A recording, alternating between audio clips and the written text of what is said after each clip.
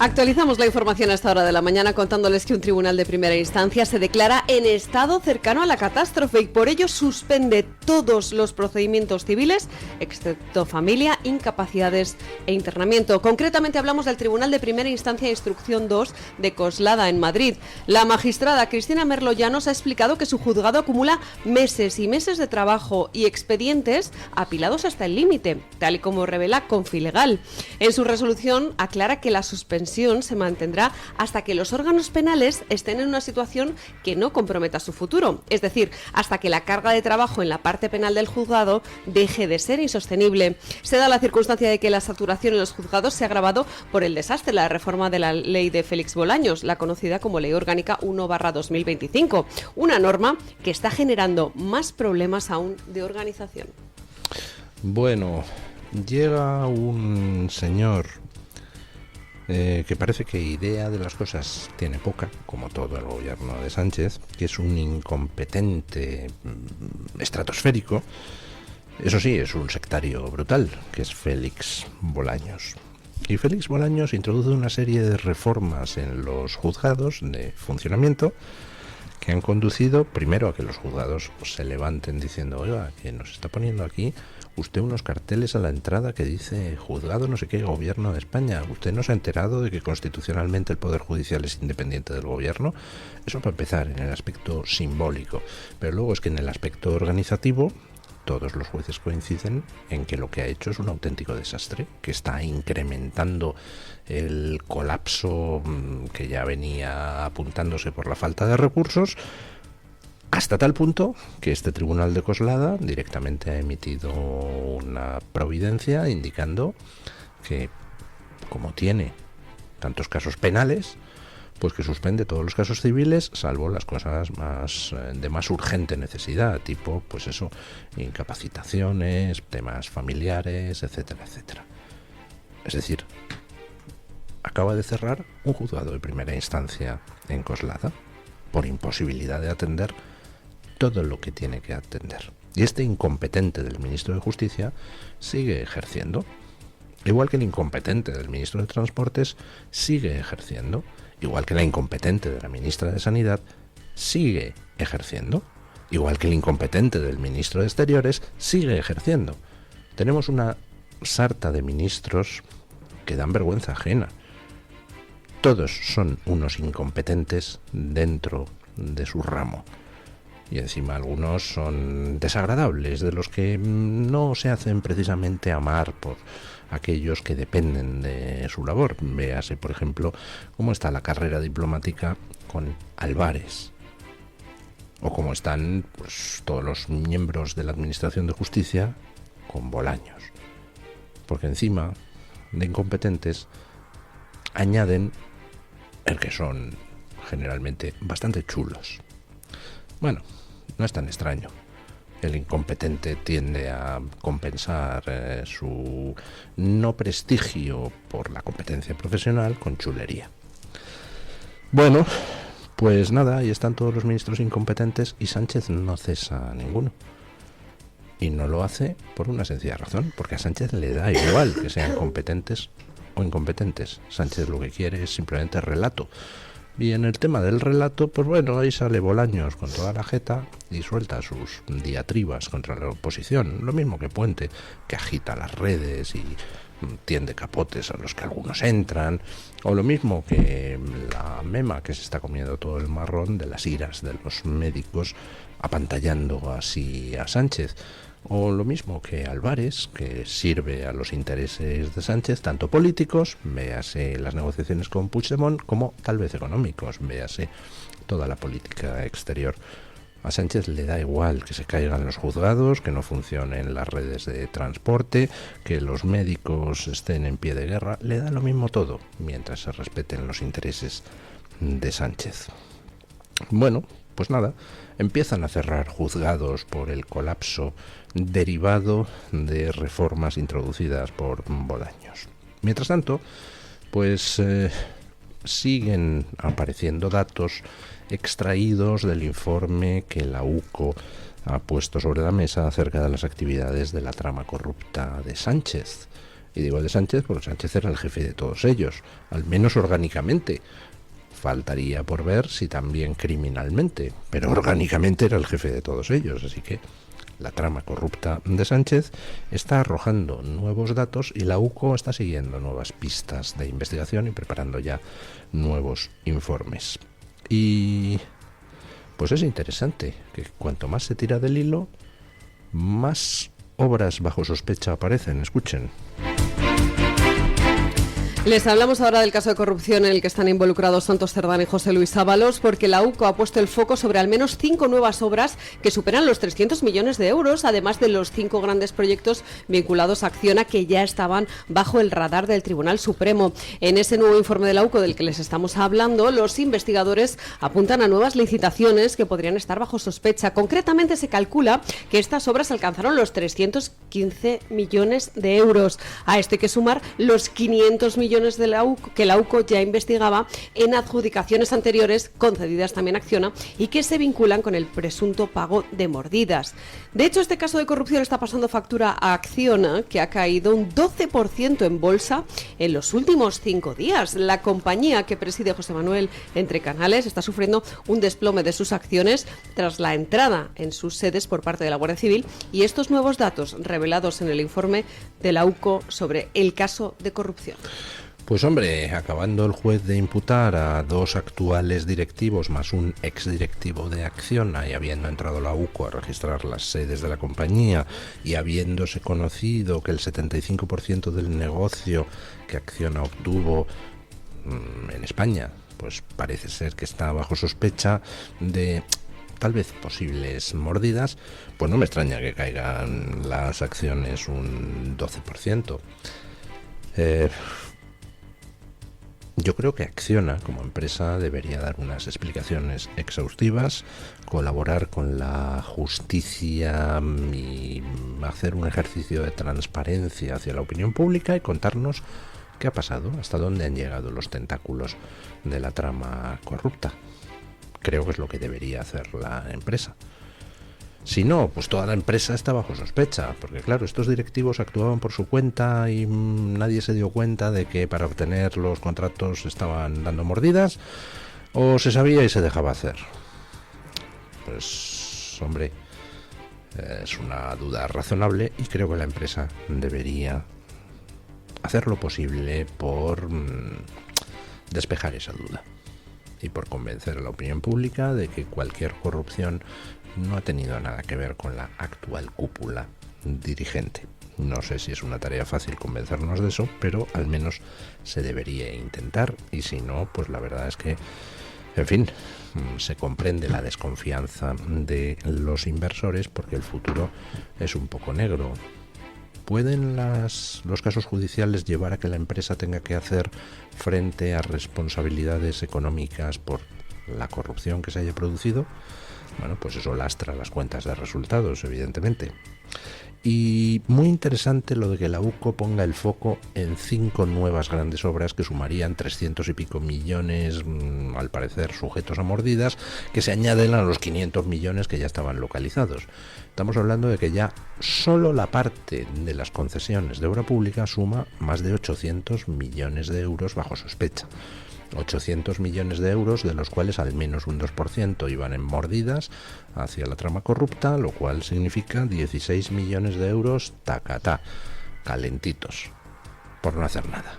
Bueno, por intermediar con organismos públicos controlados por los mismos partidos que quien estaba haciendo la intermediación corrupta. Que luego sale el jeta de Rufián a decir que, bueno, hay que esperar a ver si estamos ante la Gürtel del PSOE. No, estamos ante la Gürtel del Partido Cristiano-Demócrata Alemán, si le parece. Hace falta tener jeta, Gabriel Rufián. Pero bueno, es, digamos, su único activo vital. Tener más cara que espalda. Y bueno, ahí está de diputado en el Congreso, algo así como 35 años después de decir que él en 18 meses se largaba. Digo que es muy interesante esto de que la UCO añada 5 nuevas obras bajo sospecha, porque Lo que está sucediendo es que la UCO está analizando los casi 90 terminales electrónicos incautados en distintos registros y cada vez sale más información. Y hasta el momento se tenía noticia por conversaciones incautadas en algunos de esos terminales de determinadas obras bajo sospecha. Recuerden que las primeras obras bajo sospecha entran en el radar de la UCO gracias a las declaraciones de Aldama y a que Aldama aporta un documento con una lista de obras donde había la trama había metido mano. Lista de obras que al parecer estaba hecha con la caligrafía de Koldo. Eso es lo que inicia toda esta investigación de esta subtrama. Pero ahora que empiezan a analizar terminales electrónicos, dicen, anda leche, si aquí hay una conversación entre fulanito y menganito donde mencionan otra obra donde metieron mano. Anda, y aquí hay otra entre menganito y zutanito donde mencionan otra obra. Y recordemos que según los datos en su día conocidos hace 3-4 semanas, hay 1 millón de mensajes de correo, WhatsApps, audios, etcétera, en esos 89 terminales que todavía están por analizar. O sea, la cantidad de información es ingente. Lo que estamos conociendo posiblemente es solo la punta del iceberg. Y estamos hablando ya de 800 millones en obras públicas bajo sospecha. Vamos a tener que preguntarnos, ¿se concedió alguna obra de manera normal sin que alguien metiera el cazo? Y yo, la verdad, es que no me jugaría mi fortuna a decir que sí. Bueno, y mientras tanto, mientras tenemos un gobierno corrupto hasta la médula, mientras tenemos unos separatistas embarcados junto con el gobierno en destruir España, mientras tenemos un gobierno que trabaja sistemáticamente a favor de quienes odian a España desde dentro o desde fuera de la misma, mientras tenemos un gobierno mentiroso, tramposo, que es una amenaza para la democracia, en palabras del propio Partido Popular, pues resulta que Alfonso Rueda, presidente de la Junta de Galicia, nos dice que ellos van a trabajar arduamente para que Vox no exista en Galicia. Tócate un pie, escuchen. Les hablamos ahora del cruce de declaraciones en la sesión de control en el Parlamento de Galicia. El presidente de la Junta de Galicia, el popular Alfonso Rueda, respondió de esta manera al secretario general del Partido Socialista Gallego, a José Ramón Gómez Besteiro, cuando le dijo que había algo así como que al PP le venía bien que existiera Vox. ¿Cómo vota de menos a Vox en Galicia? ¿Cómo lle gustaría a vostede que houbera Vox en Galicia? Pois traballaremos para que Vox non exista en Galicia, señor Besteiro. Sí. El PP, la Junta de Galicia, controlada por el PP, trabajará para que Vox no exista en Galicia. Bueno, en realidad eso es una mentira, no es que trabajará, no es tiempo futuro, lleva trabajando mucho tiempo para que Vox no exista en Galicia. Y vamos, lo que hay en Galicia es en estos momentos un cacicato del PP desde hace mucho tiempo, que entre otras cosas pues hace imposible que los medios de comunicación gallegos acudan a nada de lo que Vox convoque.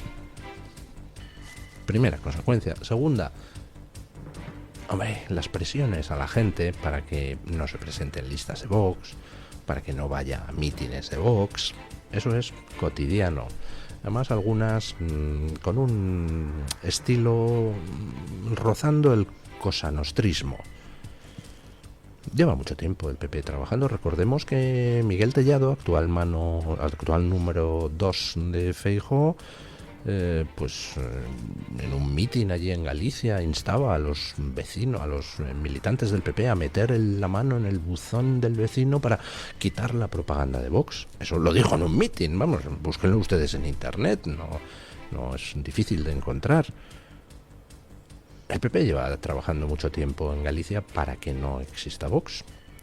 Y con una consecuencia curiosa, y es que el PP obtiene mayoría absoluta en Galicia para gobernar la Junta, pero claro, llegan las municipales y el PP gana por mayoría amplia en todas las grandes ciudades gallegas, pero no tiene con quién pactar. Y como no gana por mayoría absoluta, ¿quién gobierna todas las grandes ciudades gallegas? La izquierda y los separatistas. Gobiernan el PSOE y el BNG, el Bloque Nacionalista Gallego, precisamente porque el PP se ha encargado de que no exista Vox, con lo cual no tiene con quién pactar. Pero eso al PP no le importa. a cambio de mantener la Junta de Galicia, que en fin es una fuente de cacicato y de control de pasta importante, que gobiernen las grandes ciudades los del PSOE y el BNG. Al PP no le importa. Esa es la situación en Galicia. ¿Cómo que trabajarán para que Vox no exista? Llevan muchos años trabajando para que Vox no exista. Pero fíjense en lo terrible de estas palabras. Está contestando a un tío del PSG, del Partido Socialista. De este Partido Socialista, el de Sánchez, el de la corrupción al por mayor, el de la traición perpetua a España, el de la sumisión a poderes extranjeros, el de la multiplicación de la inseguridad, de las violaciones. Está hablando a uno de ese PSOE y le dice: nosotros trabajaremos para que Vox no exista, dice el presidente de la Junta de Galicia del PP. O sea, que el presidente de la Junta de Galicia del PP va a dedicar, aunque sea un minuto al día, a trabajar para que Vox no exista, en vez de trabajar para que no existan el PSG, el Partido Socialista y el Bloque Nacionalista Gallego. Esos no le molestan. Va a detraer esfuerzos de la tarea de acabar con quienes quieren destruir España para asegurar que Vox no exista. Pues eso es el Partido Popular. ¿Qué le vamos a hacer? Y lo malo es que no hay manera de sacar al Partido Popular de esa rueda, perdonen el juego de palabras, salvo que sean las urnas las que hagan entrar al Partido Popular en razón. Allí donde el Partido Popular pierde su mayoría absoluta y entra Vox, pues entonces el Partido Popular puede llegar a hacer, si está dispuesto a llegar a acuerdos con Vox, el bien. Y si no, pues seguirá sumiso al mal. Seguirá diciéndole al Partido Socialista de Galicia: tranquilo, que yo voy a garantizar que aquí no exista Vox. En fin, una encuesta que trae hoy El Español, y que no sé si a ustedes les sorprenderá. A mí no me sorprende nada, la verdad. Un tercio de los españoles y la mitad de los jóvenes, según la encuesta que trae El Español, valoran positivamente el franquismo. En el aniversario de la muerte de Francisco Franco, el diario El Español publica un interesante sondeo sobre la percepción que tienen los españoles respecto a Franco y su régimen. La encuesta realizada por Sociométrica arroja datos que merecen un análisis. El 36% de los españoles está a favor de lo que supuso Franco para España. Y si preguntan concretamente a los jóvenes, el 45% de los menores de 35 años le percibe como un dirigente adecuado para un momento convulso. La exhumación de Franco no cuenta con el respaldo mayoritario del país. De hecho, es la iniciativa peor valorada. Un 60% de los ciudadanos lo desaprueba. Por otro lado, para un 53% de los encuestados, las heridas de la guerra civil y el franquismo no están cerradas. De ahí, un 52% considera que esto favorece a la izquierda y por eso consideran que la izquierda fomenta la narrativa antifranquista. Por último, respecto a este aniversario del 20N, un 50% rechaza la ley de memoria histórica, es decir, la mitad de los encuestados, y un 61% rechaza los actos que ha organizado Sánchez sobre Franco. Para que sirva de comparación, gran parte de los encuestados, concretamente un 73,9%, considera más importante celebrar el aniversario de la Carta Magna, concretamente la Constitución de 1978. 2 de cada 3 españoles valoran negativamente que Sánchez se dedique a los actos antifranquistas sobrevenidos. 2 de cada 3, eso implica que hay una parte importante del voto de izquierda, al menos un tercio del voto de izquierda, que también considera inadecuados esos actos. Con lo cual, esa estrategia de propaganda negativa de Sánchez, tratando de sacar el guiñol de Franco, pues no le funciona ni con los suyos. Y desde luego la noticia de que un tercio de los españoles y casi la mitad de los jóvenes vean positivamente el franquismo como algo que tuvo su razón de ser en su contexto histórico, pues ¿qué quiere que les diga? A mí no me sorprende nada. Es más, yo creo que si Sánchez está gobernando otro par de años más, pues alcanzamos una mayoría absoluta de españoles que valoren positivamente el franquismo. Porque con Sánchez y Franco se produce pues un fenómeno que ustedes verán de manera cotidiana a su alrededor. Ustedes tienen muchos conocidos y pues hay veces que los conocidos alaban a otros conocidos o critican a otros conocidos.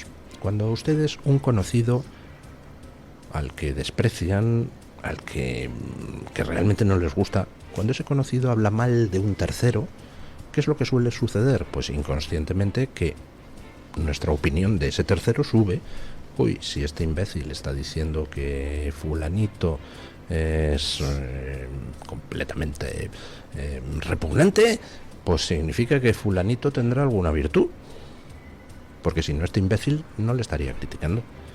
Esa reacción instintiva, eso de cambiar de opinión de terceros según sea nuestra valoración de quien emite la opinión, pues es algo natural en todos los órdenes de la vida, también en el político. Y ver a un jefe de corruptos como es Sánchez, que tiene a su mujer imputada, a su hermano camino del banquillo, su fiscal general del Estado recién enjuiciado, su número 2 camino del banquillo, su otro número 2 que acaba de salir de la cárcel y también acabará en el banquillo, su hombre de confianza en el partido también camino del banquillo. Oiga, cuando ves a ese tío hablando mal de Franco, inevitablemente dices, pues a lo mejor Franco no era tan malo si este jefe de corruptos se dedica a cargar contra él, ¿no? Y cuando ves que ese jefe de corruptos encima le hace el juego a todos los que odian a España, dentro y fuera de España, pacta con terroristas, pacta con golpistas, pacta con ladrones de todo tipo, pacta con nuestros enemigos exteriores, se somete a lo que desean otras potencias exteriores, bueno, pues cuando ves eso dices, pues caramba, a lo mejor Franco no era tan malo si este tío tan nefasto le está criticando. Es un ejemplo de propaganda boomerang. Cuanto más habla mal de Franco Sánchez, pues más españoles consigue que miren hacia el franquismo y digan, vamos a reevaluar el tema. Bueno, y qué inclemente es la gente. Simplemente un titular, porque nos vamos de hora. Ya les comenté ayer que los atontados del Partido Demócrata, pretendiendo manchar la figura de Trump, pues empezaron a decirle a Trump que por qué no soltaba la información sobre el caso Epstein. ¿Tienes algo que ocultar? Y dice Trump, pues nada, soltemos información sobre el caso Epstein.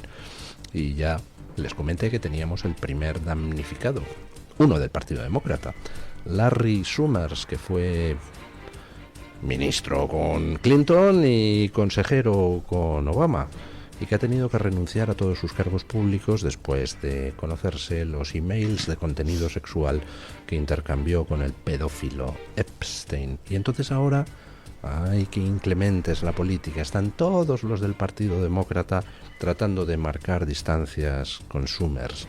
Andan por ahí diciendo, intolerable esto que hizo. Pero tíos, que habéis estado en el gobierno hasta antes de ayer. ¿No teníais acceso a esa información sobre lo que había hecho Summers? ¿Ha tenido que llegar Trump para que se conozcan esos correos electrónicos? Uy, y ahora Harvard va a abrir una investigación a quien fue su presidente, al amigo del pedófilo Epstein. Ahora la abrís. Ya. Pues nada, hombre, a disfrutar de la información. Por cierto, Trump ya ha firmado la orden para que se libere toda la información del caso Epstein. A ver qué otros del Partido Demócrata salen.